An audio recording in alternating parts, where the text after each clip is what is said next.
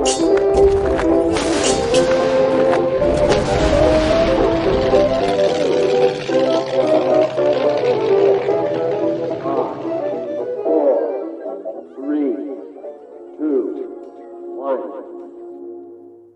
Chalke History Festival special series on history with Jackson. Hello and welcome to History Jackson, the home of accessible and digestible history. And welcome to our Chalke History Festival special series, where we'll be talking to some of the historians, living historians and performers here at Chalke about what they're doing at the festival and their work. Now, Chalke History Festival will be covered comprehensively through History Jackson, be it on our social media, our blog, and our podcast. So if you wanted to check out more and learn more about what's happening at Chalke, do head to the links in the description below. Now, without further ado, I'll leave you to our Chalke History Festival special series episode. Hello and welcome to our Chalke History Festival special series here on History Jackson, and we're joined by Michael Wood. How you doing, Michael? Hi, good. Lovely to be here, of course. No, I'm standout of the year in the Chalke Valley. No, it's a great week. It's probably the highlight of my year. So yeah, it's really lovely. So beautiful. You've got two talks today. You're incredibly busy. Yeah. And I wanted to ask you, first we're going to look at DeFoe. What inspired you to look at DeFoe and to give this talk and write this book on this topic? Yeah, it's a bit niche, really. In fact, my daughters were going, Dad, that's a bit, it's kind of safe. You're coming down to Chalke Valley in the heart of Wiltshire, doing Wessex and Anglo-Saxons and Alfred the Great and all that. That's everybody loves that. But the DeFoe thing is a very long interest of mine. I first got interested in him when I was at school, and he's usually viewed as the greatest of all Chinese poets, and poetry in China is one of the great art forms. It's a living tradition, older than the Iliad and the Odyssey, the earliest poetic collections in China. So it's an amazing thing. And when I was at school, I picked up a new Penguin Classics of late Tang poetry, and I opened it, and you've probably all had the same experience with some book in your life. You open it and it opens a window to a world you never knew existed, and I really thought he was great. So I've had an interest over all these years, and obviously the last 10 or 12 years we've been filming in China on a whole series of films, and at the end of doing the Story of China series, I thought, God, it'd be great to do something on DeFoe, because in our film company we do these big grand sweep history series like the Story of China, the Story of India, Alexander the Great and so on, but we also do things on the side. We did a 4-part series on the life of Shakespeare. We did films about Sappho, the Greek poet. Wow. I did a documentary for the 2000th anniversary of Ovid, the great Latin poet. So poetry is one of those things, and I said to the Beeb, how about it, doing a film about DeFoe? And CCTV in China were interested as well. So actually it was a joint co-production between CCTV and the BBC, and it went out on terrestrial in China, which was great, and went down very well, actually. We asked Sir Ian McKellen to do the readings of the poems, and of course he was great, and very well known in China. We were slightly worried about cultural appropriation, a non-Chinese person reading their greatest poet, but the Chinese love the idea of Gandalf reading DeFoe. And the funniest thing was that all the Chinese audience were all, commenting on it, saying it wasn't only that he was great delivering the poetry, but he looked just like DeFoe, and it was true, with his kind of wispy beard and the grey hair, the old face. And it was after that quite a few Chinese friends of mine said, there's no book which does what you did in the film, which is following his route around China, because once, he lives in the middle of an incredible age in China where this kind of golden age of culture disintegrates in one of the worst wars in Chinese history. 30 million people disappear from the censuses between the beginning of the war and the end of the war, either as refugees or died of famine and starvation and war, and he became a refugee. So he is the greatest poet in China, actually telling you what it's like to be on the road as a refugee. One of his children dies of starvation.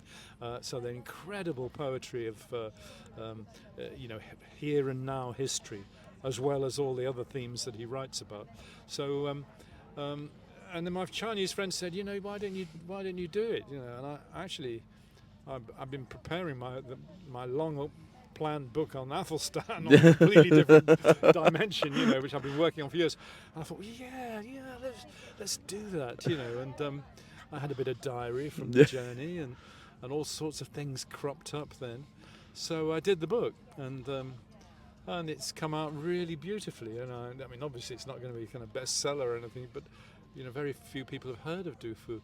But that seems to me to be a point of real interest. That we all need to understand China better now, and a lot of people deny that we have similar values. But the great works of literature of each culture essentially have those great humane values the same, and Du Fu is the greatest exponent of that, So there's a reason for doing it as well, I think. And actually, one of the American profs in our film says, the Western canon of poetry, that's all well and good, but we're very Western centric, and look, there's Shakespeare, there's Dante, and there's Du Fu. If people understood that, so in its little way, my little labour of love may open a few eyes. I can see the passion and the love that you have for it when you talk about it. It's absolutely great. I've known his stuff since I was at school, but having travelled in his footsteps and all that, I even more admire him now. And I think it's something that so many historians say. They're like, something they were interested in the child, and then they're able to bring it to life as an adult, as a historian. I think is really quite beautiful, to be honest. Yeah. Well, that's what we do as popularisers. That's you work in telly. You're the bridge between the experts and the general audience out there. And often with Chinese literature, the experts just can't speak to the general audience. The barrier is too big. They can explain how the poem works in Chinese, but they can't. They don't always find the language to communicate it to ordinary folks out there. Which, of course, you have to do that in translation. But that's a perfectly legitimate and honourable task. It's in fact, translation's the future for most of us. Most of us read European languages in translation. So there's no problem about that. And it's interesting how you're bringing China into our understanding of history, and how we can better understand the world through looking at China. I think a lot of us tend to forget that China didn't begin in 1949. Yeah, it's got a rich history. Yeah, well, obviously, I started work on the Story of China series of TV, just over 10 years ago, and I wrote a huge book on the Story of China. And this is following a lifetime's interest in China, but we've done 10 years of filmmaking, and Chinese history is just fantastic. I mean, the length of it, the richness of it, the larger-than-life characters, the amazing stories. There's nothing like Chinese history, to be honest. And I hope I conveyed some of that in the big book. But Du Fu is the narrow focus. And I'm captivated listening to you talk about Du Fu and Chinese history. But you're also doing another talk on power, on leaders. Yeah. What was the inspiration behind that? Well, nothing to do with me. That was Chalke Valley. Chalke Valley. They've got a series of talks, what look like very interesting talks, and I'm doing a talk with Tracy Borman, who's a Tudor specialist. In fact, we're both involved with the historic royal palaces. I'm on the trustees board, as it were, and Tracy actually works for the royal palaces at Hampton Court. So her big fascination has always been, the Tudors, Elizabeth I, Mary, all that kind of stuff. And that's unendingly, you can never have too many films on TV about the wives of Henry VIII. and she'll be great on that. I mean, funnily enough, Tracy and I had a little amusing little contact over the Rest is History podcast. Did a vote on who was the greatest English monarch a year or two ago, and everybody expected Elizabeth I, which of course Tracy expected, and she absolutely had to be Elizabeth.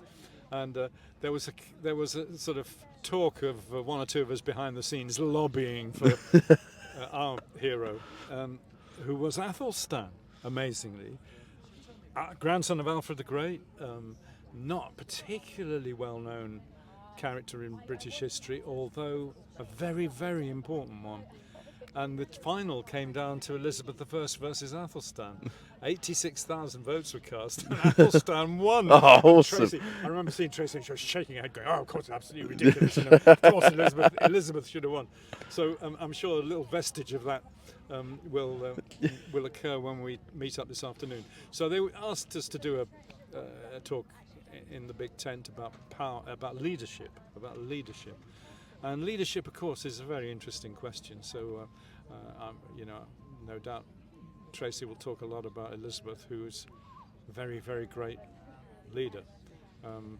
I can probably bring some wider thoughts about, because leadership in history is a very interesting question. I did a series of films about Alexander the Great. That's the leadership of, however much you may look at Alexander and think, what a dreadful bloke. Yeah. I mean, he was a charismatic leader who led his army to India through incredible privations. Or I did a series of films about the conquistadors, Cortez in Mexico, Pizarro in Peru, Orellana and people like that. They're the most stupendous stories in history. And the appalling determination of the conquistadors against all odds to conquer these Central American empires. It's an incredible story. So you have to ask yourself, what was the nature of leadership that enabled somebody like Francisco Pizarro to gather together a body of men and to lead them completely into the unknown with almost nothing and to conquer an empire? So those are quite interesting questions. You've got to look at leadership today, how in the modern world with social media and everything else, you look how a leader like Putin has, clamped his power on Russia. Even you look at the leadership in Britain, the failure of leadership over the last 14 years under the Tories with their prime ministers like Johnson and especially Truss, who really was promoted above her talent and abilities, and so there are interesting questions. I personally will probably say a few words about Alfred the Great and maybe Athelstan as well, but especially Alfred, because we've got a lot of texts that Alfred in some sense produced or was the author of, introductions to his translations of Gregory the Great and Boethius and other people. He talks about rulership, he talks about the tools that a leader needs, and you can see in people like Alfred a very interesting sense, probably because they were 9th century Christian rulers like Charlemagne, or they had ecclesiastical advisors, that they did see the duty of the leadership was to provide for the ordinary people, so there's a very strong element of that in their kingship. So these are different kinds of leadership. So that's what I imagine. I haven't talked to Tracy about it yet, but I imagine we'll probably home in on particular interests that we have. Yeah. Well, I'm looking forward to seeing the way that both you speak about leadership and power. But then when you're presenting on different leaders and different areas of history, as a historian, how do you switch your mind from the conquistadors to China to medieval Britain to all of these different areas that you look at? Well, it's not a matter of shifting your mind from one to another, because these are TV projects that have involved maybe a couple of years of filming and editing, maybe a bit more in terms of writing and stuff like that. So you're very intensively doing the kind of research that you'd probably put in to do a doctorate, or for each series that you do. And as I said, with China, I'd been to China long ago and filmed in China long ago, but I went back in 2013 autumn, and really for about 12 years we made a dozen films in China, and you immerse yourself in it, and that's a long period of time to immerse yourself in things. So it's you're not exactly whizzing from one to another. Well, it sounds like an amazing experience. Yeah, no, they're great experiences, and I sometimes, to the exasperation of my producer and life partner, I say we've got to do the trek to the lost city of the Incas, and she goes, well, is it really essential for the story? And I sort of go, well, and the truth is, you want to do that because it probably will be the one chance you'll have in life to do that journey, and it doesn't entirely justify itself in filming terms because it'll take you 3 days force march pace on foot with pack animals to get to the location in the forest, and then another day to shoot it, or 2 days, and you're almost losing a week of your valuable film time just to get one sequence. Yeah. Although it will be a great sequence. It was the same in Alexander the Great. I said, we've got to walk over the Hindu Kush in his footsteps. It'll just be so exciting, And everybody was going, look, there's a war on with the Taliban. Kind of, should we? Should we? And you go, well, yeah, but it's the Northern Alliance control that bit. If we go out to Kabul, we can get transport out to the mountains and then walk. And we did, And they're great life experiences. That's the thing, And a lot of them you couldn't do anymore, I think. And I can see how you persuaded them. I'm ready to go and climb over the mountains and trek into yes, the forest. No, absolutely. You want to do that. It's and also you feel what it's like to actually make the journey in their footsteps. I think if you only drove around in a 4-wheel drive and stayed in the Hilton Hotel in Lima or the whatever hotel it is in Cusco, you'd get a nice film because it's a fabulously photogenic culture in Peru. But what you haven't done is actually trek in the footsteps of the conquistadors. You haven't actually seen what it's like to struggle through where the paths have been washed away, where the pack animals that are carrying your camera tripod are stumbling and falling, where you've got to try and make a camp at night somewhere where the ground is flat, where the rain is falling down, where the horse with the food has not arrived and you can't cook. For me, there is an element that is that's a great thing to do. Now, talking of great things to do, I've got a final fun question for you, Michael. We're at Chalke History Festival, obviously. Bless you. Now, you've been to Chalke before. Yeah. I'm going to ask you, what is your favourite thing that you've ever seen, heard or experienced here at Chalke? Well, I did the very first one. In fact, I've done most of them all the way.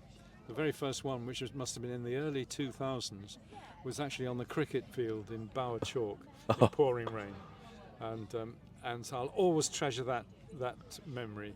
But lots of favourite moments. The setting is very beautiful with these coombs coming off the above the river valley, and a few years ago we did a kind of a little event right at the top of the valley. They lit a big log fire. People sat on the slope above, and we did storytelling. So my favourite bit of Chalke, apart from all the great people that I've seen and listened to, from my own point of view, my favourite bit was actually telling one of the old Arthurian legends of the Lady of the Fountain by a crackling log fire with the sun just setting, and the